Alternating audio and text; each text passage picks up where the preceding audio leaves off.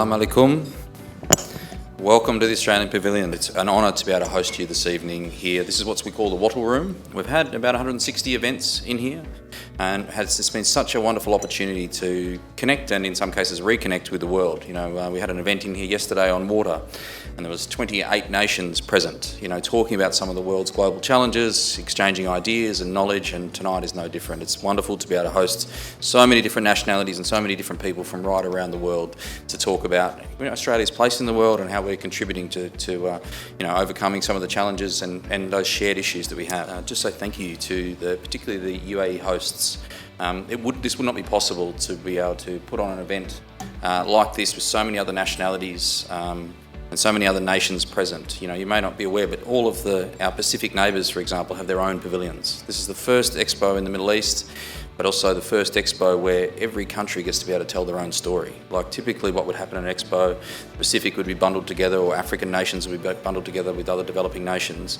Through the generosity of the UAE, every country has a story that they can tell. They've provided them curators, they've provided them flights and accommodation, their cultural acts and performances. So this has been, without a doubt, the best World Expo that's ever been. So just a round of applause to the UAE. Thank you so much for gathering tonight. I want to reiterate that COVID has impacted on us historically in lots of different ways, but my key message for us all tonight is, I don't know about you, but I celebrated on the 21st of February when Australia opened its borders. I hope you all know that we are reopened for business, and if you didn't, you certainly do now. I'd like to introduce myself. My name is Dr. Ashraf Mahate, and I have the honor of being your Master of Ceremony this evening. I strongly believe that education is the foundation for the development of any economy and the betterment of its people. Education also opens the doors to trade and mutual understanding.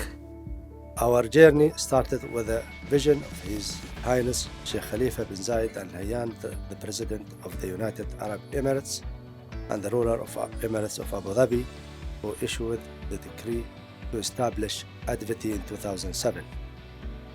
From very humble beginning, we have developed over the past 15 years to become the largest vocational education in the United Arab Emirates. Throughout this journey, we have had a strong relationship with the Australian vocational education system.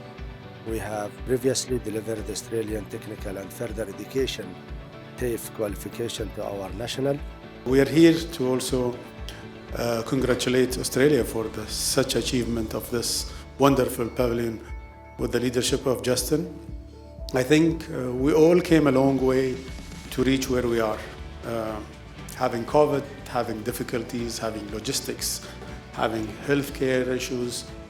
But as we know, human always prevail, and they come back and they put their efforts together to really push for the next development.